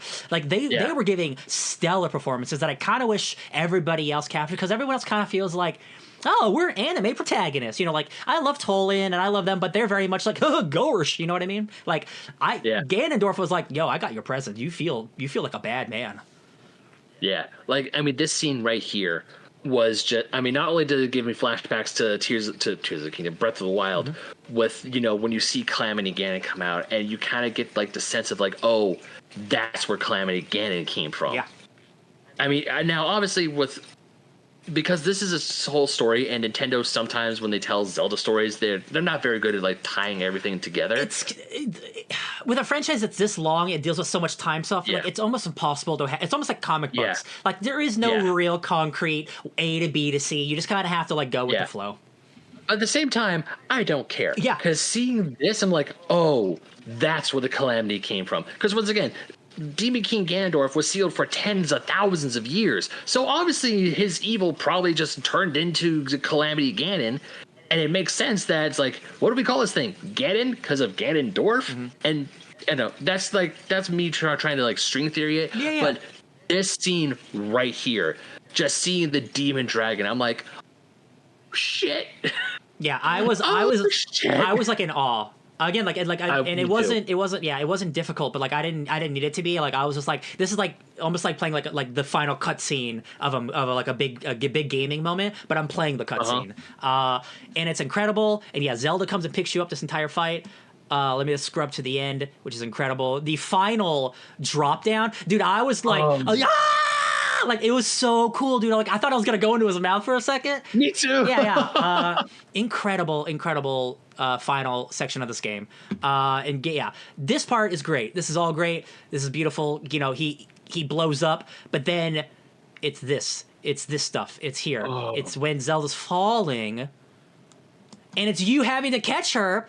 And I know. For a brief second, the Legend of Zelda theme plays, just very briefly, right before you catch her, and I'm like, oh, this is cinema. This is Martin Scorsese. It's so good, dude. It's like I didn't expect to be this emotional. Like I like the Zelda games, but like I don't super connect with the stories. Like, but this one, they did it just enough. They gave me just enough kernels of throughout the entire game where like I care about the Zelda, and like she's finally home, and she's finally back with her boyfriend. Like I love it. I was so happy that after I defeated him, Link, like I got used to Link's arm, and then we see the spirits of Rauru and Sonia helping you, channeling their powers through Link to restore Zelda to what she was before the dragon, and it was like I had a feeling that they were gonna pull something like this, but they did it in a way that it made my heart sing. It didn't feel like this crappy Deus Ex Machina sort of thing. It was like, oh, there is a way, and they can't do the way, and then they do pull some magic BS. I mean, to be fair, it is magic BS, but like, it is magic but BS, I don't care. But it's magic. No. Now it is magic BS, but this magic BS doesn't hinder it. It works. It doesn't hinder the scene. It's more about the emotion than the actual like the ABC of how this like scientifically works. It's about the emotion of her coming back. Yeah, and then the fact that it drops you right back into you're falling from the sky, and it's the exact same scene from the beginning of the game, and it's like you get a moment of like Andrew Garfield catching MJ in Spider-Man No Way Home when it's like where you get that revelation, is like, oh, I finally was able to do it this time. Yeah. And like I didn't know this was going to be like it was going to be playable, but the second it turns into gameplay, and I'm like, oh yeah. I wonder what would happen if you don't catch her. I'm sure it just like rewinds time, or like like she hits the ground and then it fades to black. When she falls into the water, it's just like game over, or it's a different ending. I didn't want to do that because I was so in the moment, but I'm curious here. Like if you don't hold A to catch her, what happens? And I'm sure it's just like I'm sure it's one of those things where like you have unlimited amount of time to catch her. It's like frozen in time, and it's just waiting for you. But I'd be curious to see like, is there a fail state for this? I'm curious. That'd be fun. I have no idea. That'd be fun. But it was magical. It was truly magical. It was truly amazing. Like just even this scene right here where she looks up, she realizes that Link did it, and she's back home, and you get that Fine Princess Zelda complete stamp. Oh, dude, was just it was like, yes, I did it. And even the epilogue scene where Mineru goes to join her brother and Sonia up in like she fades, and it was like Zelda heaven. It was a satisfying ending. Absolutely. Like this game, not to say that the other Zelda games I played didn't have satisfying endings. No. This one truly felt satisfying. It's like, one of those. It's one of those things where like you always fight like a Ganon and a Ganondorf at the end or something, and like it's a fun climactic battle. But like I don't have like emotions like I'm gonna cry or like I beat the game. Like this one, like I was actually invested in these characters. More than honestly any other. And again, I haven't played those like the older Zelda games since I was a kid. But like I know I've seen those games. I know what those games play like, and I know the story of them. Like this one, like they upped it up a notch in the story department. And again, like it's what I love about Nintendo games is like they never put story first. You look at Mario, Donkey Kong, maybe Metroid's the only one that's really story heavy, but all those games are always gameplay first. And that's what I always that's what I love about Nintendo. They're the only company that's still like, no guys, like we make video games. Now, do I wish they had more story in them? Sure, but I'm not. We are playing video games. I'm not watching a movie, so I will always respect them making video games first. Yeah, like with The Legend of Zelda, I would say it's one of Nintendo's most important franchises. Obviously, Mario is the one that gave them the name, but The Legend of Zelda. Mario is that really good TV show you find on network television, whereas Zelda is the prestige HBO drama. Yeah.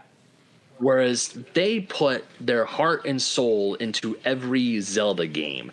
And games like Tears of the Kingdom, Breath of the Wild, they make damn sure that it's polished, it has a decent story, and it will just like, they have to make it great. Yeah. Because Now, there have been complaints about Skyward Sword, but thankfully, Skyward Sword has, like, it's gotten better. People have kind of come around to it over the years. Yeah. But once again, they were trying to do gameplay with the whole motion controls and also the Hyrule Historia BS. I don't want to go with that. I don't want to dive into that one. Ooh.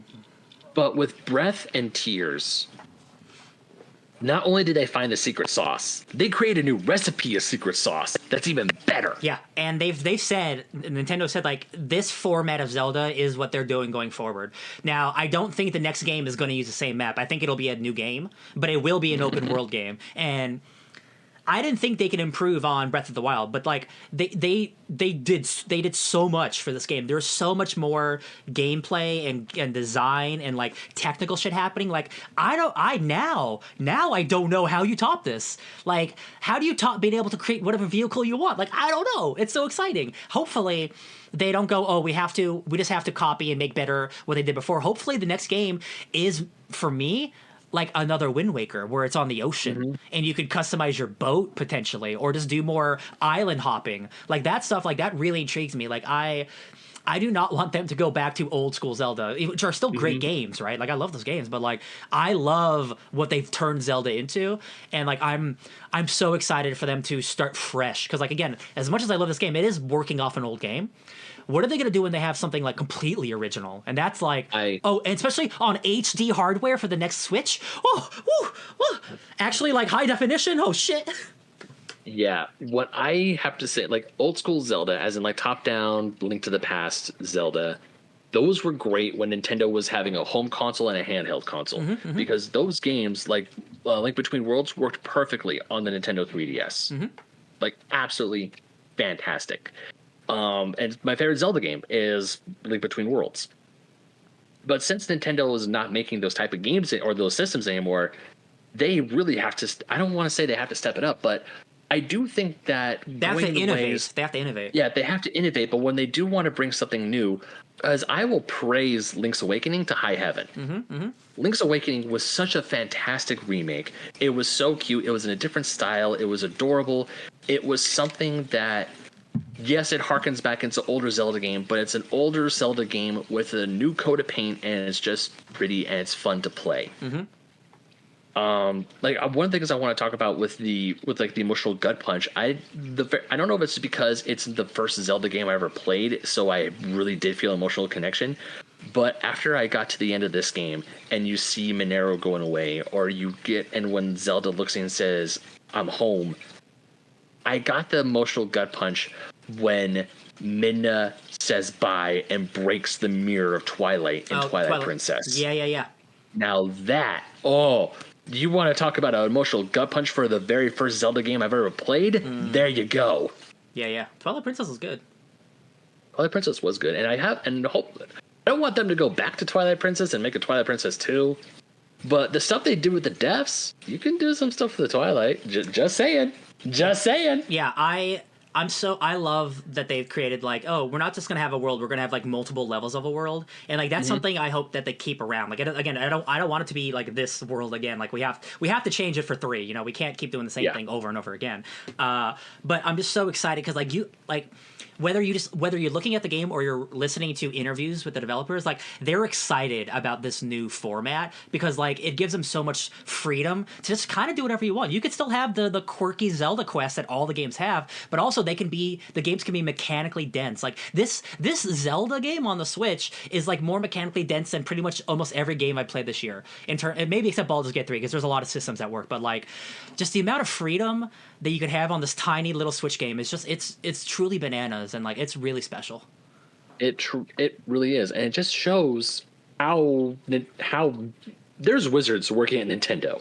Oh, dude, yeah. When this game came out and like the physics at work with like the drawbridges and how things like operate with the fusing, people were like, I don't know how this is possible. Not just in video games, but on a Switch with old ass technology. Like they are truly technical wizards at Nintendo. Which again, the next game on like an actual high definition like next gen console, it's like, I feel like a kid, dude. Like I'm so excited. Like, now, even when Breath of the Wild first came out, so many people, like even a lot of people thought, or not a lot of people, some people thought the Switch was going to crash and burn when it first came out. I did not subscribe to that thing because I thought a hybrid portable at home console was an amazing idea. It is. Because even when Nintendo floundered with their home consoles, the GameCube and the Wii U, their portable market was stronger than ever. The Game Boy Advance and the 3DS. Oh yeah. They were still making bank.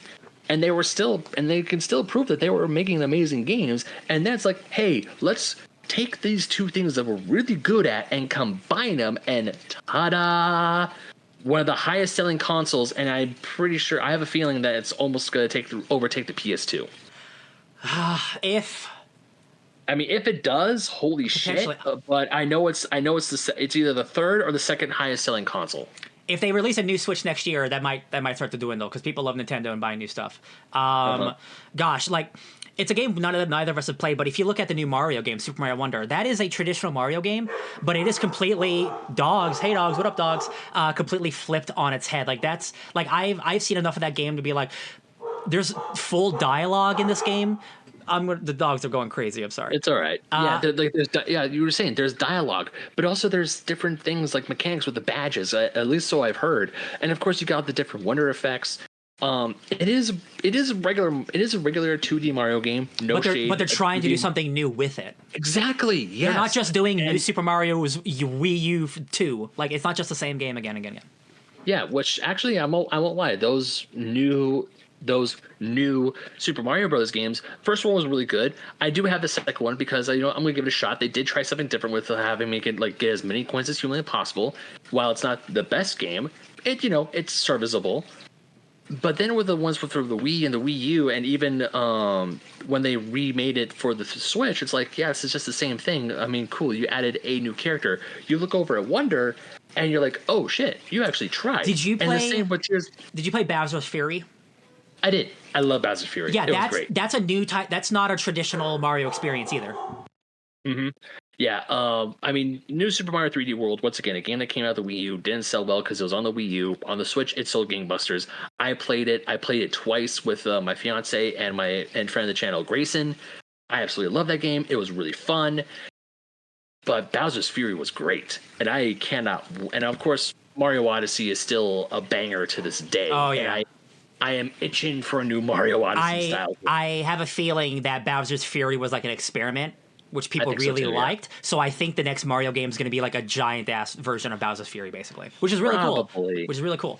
It makes sense. That was a fun thing to add on. You already had a really good game, then you added on Bowser's Fury, and it's like, hey, here's something new. Then they take the feedback from that and build on it. That's actually a good way to do it. Absolutely. Well, Ben, we're about an hour and a half into this lovely review. Do you have anything else you wanna throw out here before we say goodbye to TikTok? TikTok of the kingdom.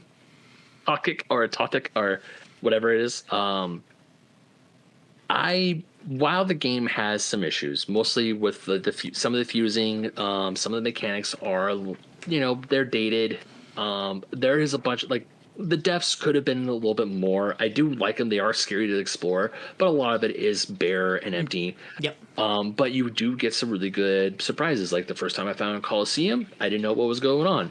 And then I heard about the floating Coliseum, found it, ran away. I'm like, nah, I'm not going to try that. Yeah. Tried, but I did. And I went back to it, and I beat it. And I got Majora's Mask. Hell yeah! I don't think I did. I don't think I did that one. But yeah, the first time you go to the depths and you find that the four air temple or the four temple bosses are down there too. The first time I saw Colgera flying in the depths, I'm like, "What are you doing here? Yeah. What are you doing here?" And luckily, he has like a cool piece of armor for you. But I'm like, "Oh my god, not again!"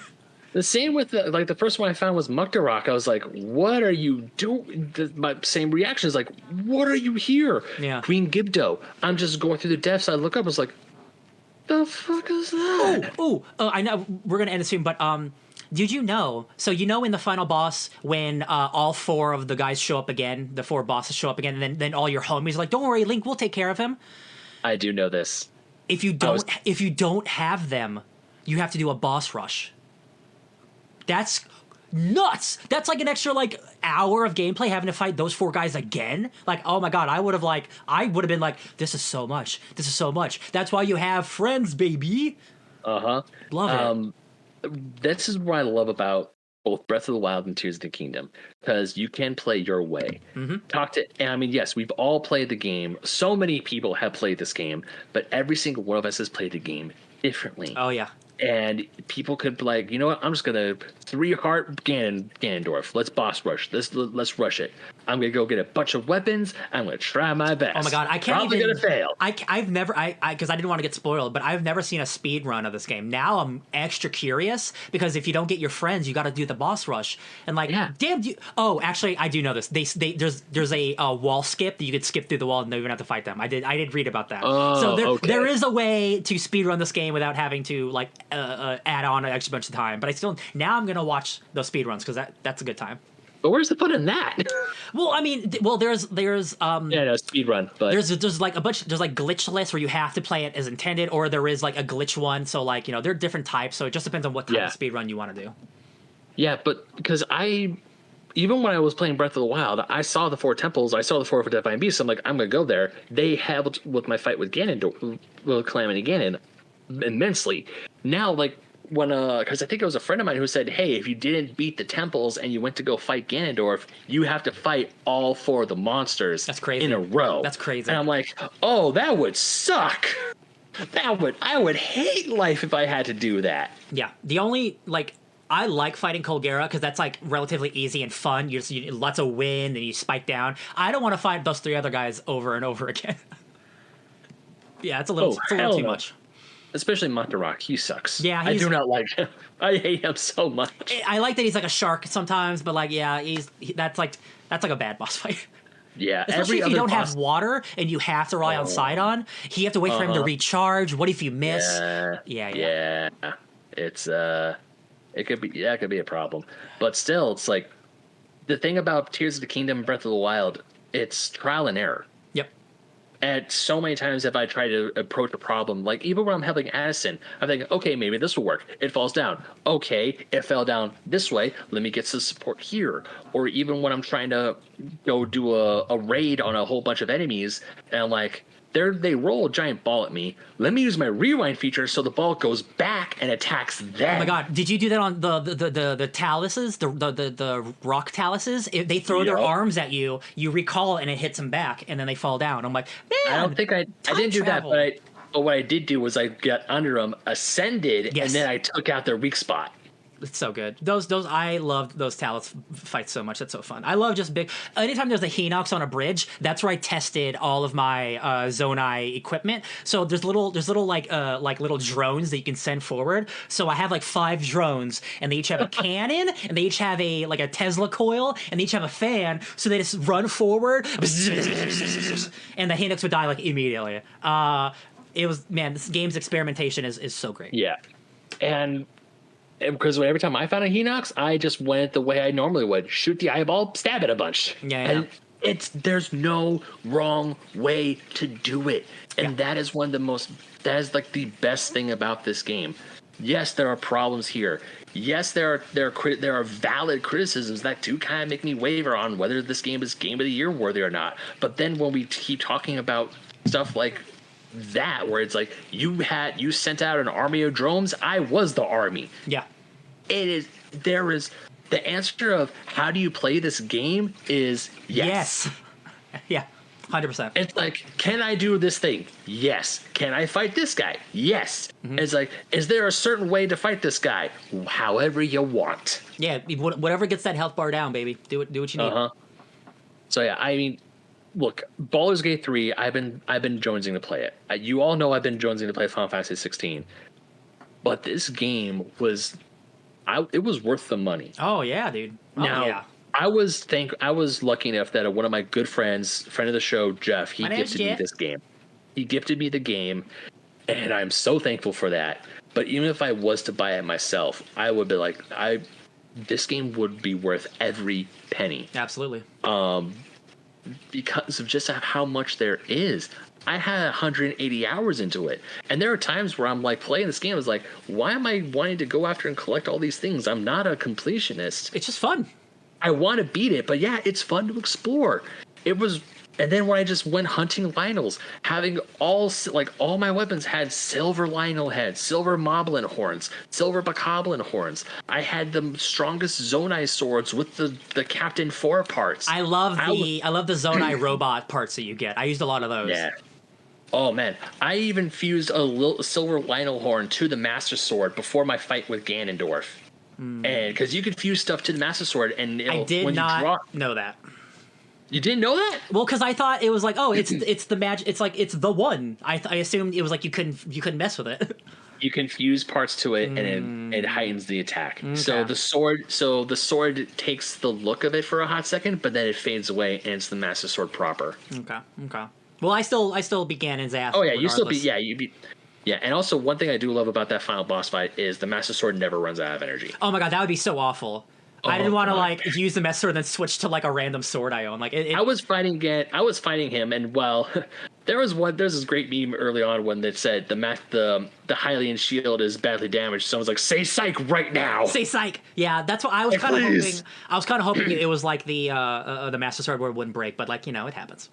I mean, it is the strongest shield in the game, and there are places like you could go to CC, or I think you could also go to the bargainer statues where you can get the Hylian shield, but it break, and also all the other weapons that you could find from the other games, like the sword of the hero. It's like even the flavor text that said, "Don't go alone without it." Yeah, and the one that kind of made me jump for joy, and I kind of wanted to bring it into battle, but I didn't, was the Claymore from Twilight Princess that's used to stab Ganondorf. Yeah. That Ganondorf used to kill the other members of the Twilight. Yeah, that was I loved finding all that stuff. Like whether it's just fun Easter eggs or like, oh, maybe all these timelines are connected. Like either way, it's just like, that's cool. I could be whatever Link I want to be. It's like, oh, this is awesome. And yeah, the more I talk about this game, criticisms are valid. Yeah, but this still is a Game of the Year frontrunner. Oh yeah. While Baldur's Gate 3 is amazing, do not get me wrong, it's a fantastic feat of engineering. This game, for this system, still proves that Nintendo has it. Oh, it is still a 10 out of 10. And if I get Baldur's Gate or Final Fantasy and I beat it before the holiday special, I might have a lot to think about for a Game of the Year. But since May, Tears of the Kingdom, Game of the Year, fantastic game. I had no regrets playing it. My only wish is that I could have my memory wiped so I could play it again for the very first time. Just like Link himself. Yeah, just like Link. But what about you, Ryan? Any final thoughts about this game? It's fantastic. I love it. Any criticisms I have are nothing compared to how good this game is. I agree. It is a 10 out of 10. Having played literally every big game this year, I've played Spider-Man 2. I think I like now that I've beaten Zelda, I like Zelda more than I like Spider-Man 2. That's because story stuff, like gameplay, they're both great, but when you have something like Spider-Man that's trying to do so much more with story, it has bigger opportunities to fail. Whereas Zelda, they didn't want to give you that much story, so the little story they did give me, I thought it was good. So it's just that's at the end of the day, there's so many great games, and you have to put the greatest game of all time against the greatest game of all time, and you just got to find the nitpicks to see which one's better. But yeah, Zelda. I always say, if you listen to the Fake Nerd podcast, I love games with stories. God of War, Last of Us. We've come so far in cinematics, but at the end of the day, we're still playing a video game. And at the end of the day, Zelda is probably the best video game of the year. So it's going to be really exciting at the end of the year to see everyone talk about it, because like we said at the beginning of the show, this is the greatest year of video games that I've ever experienced. Pretty much every big game I've played is a 9 or a 10 out of 10. It is the industry is going through some really shitty times, but man, they're putting out some of the best games they've ever made. So get that shit fixed, unionize, support developers, unionize them. But Zelda, 10 out of 10, great game. Yeah, and even we're talking about. We mentioned Super Mario Wonder earlier in the show. We haven't played. Neither of us have played Super Mario Wonder yet. But when you give developers time to make amazing things, there was no end date for Mario. It was just, hey, is the game done? Yeah, cool. When can we put it out? We could put it out here. Sweet. I wish. See, Nintendo can get away with that, but like not every. Yeah. Unfortunately, like Sony, they won't. Like Spider-Man 2 has to. That game is coming out next month. I don't care what you say, and I'm like, you could feel it sometimes. Like I'm sure you've seen some of the glitches. There's like the little white cube glitch where Spider-Man's a cube. I saw it. Yeah, it's like you just got to give developers time. Nintendo is probably the only company that actually gives all the developers time. It's because they can afford to. Yeah, and even when they say, hey, like because they did push back Tears of the Kingdom, it's like, that's fine. Yeah. And then what we got, it was like, mwah, chef kiss. Yeah. Yeah, I can't really think of any glitches, honestly, like that don't amount to I made something extremely weird and technical that just doesn't vibe. That's because I made it wrong. It's not the game glitching. Like this was a incredibly polished game from top to bottom. Oh yeah.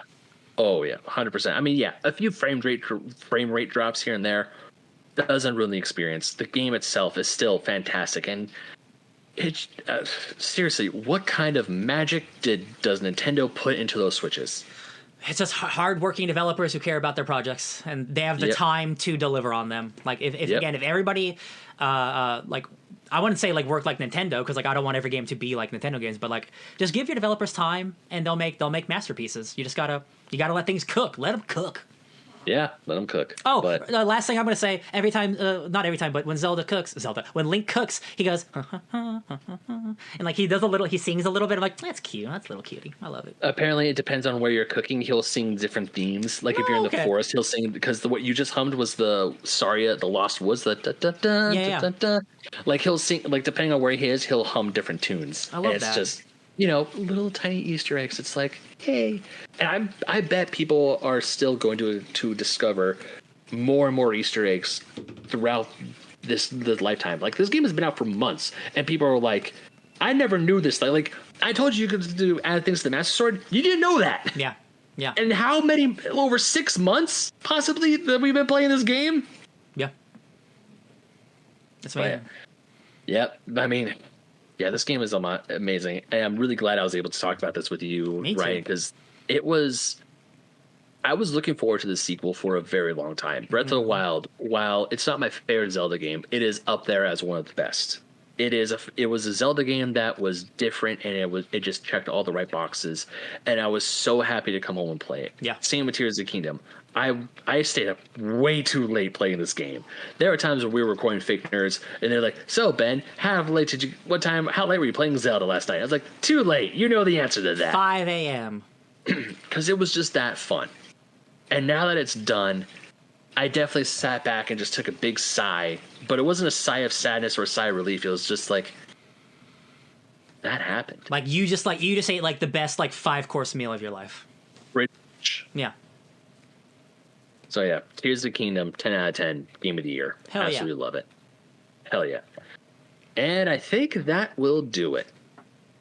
Sounds good to me. Ryan, you've been on the show before. Of course, you're one of my hosts on the Fake Nerd podcast, but just in case people just come to this video and they've never heard of you before, where can they find you on the internet? Hi, friends. You can find me everywhere on the internet at DJ Tony Snark. Just talking lots of comic books, video games, not so much movies because movies are on strike. Hey, support the SAG-AFTRA. Support them. Pay those people. I want to talk about movies again. Yeah, and of course you can follow me at BenMagnet27, Instagram, Twitter, Threads, TikTok, and you can find me writing for Old School Gamer Magazine, Fusion Gaming Magazine, go to Nintendo.com, and playing Mary Frankenstein on D & Dark, which is a Dungeons & Dragons style real play podcast, so go ahead and check that out. And of course, we have so many other great shows here on the Fake Nerd the Fake Nerd Family podcast. We have the main Fake Nerd podcast show. We have Animation Station. We have Cinema Files, which is kind of quiet right now because strikes. But we also have the book club, Fake Nerd Book Club. So many comic books. So I was like, hey, that's on strike. Let's read a lot more comic books, and we are. So go ahead and check that. We have Wasted Space out. We have Halloween, because at the time of this recording, Halloween just happened. Absolutely. Mariah Carey is still banging at the door, and I refuse to let her in. No, did you see that? Did you see that Twitter video? She posted like a new video of her reawakening from a vault. Like she's a full effect. She's here. You can't escape Mariah. It's just like that famous Cinderella meme where it's like, and at midnight, Halloween will end. Then bam, Christmas carols everywhere. And then, Mariah, she comes out of the pumpkin. Christmas? Every year. Yeah. It's like, oh, no. Yeah. Yeah, but you know what? It's that time of the year anyway. But Until next time, guys. Ryan, thank you so much again for talking Tears of the Kingdom with me. What'd you say? I'm too busy playing Zelda. Well, definitely go check him out. Go check the rest of the show out. And until next time, guys, unpause.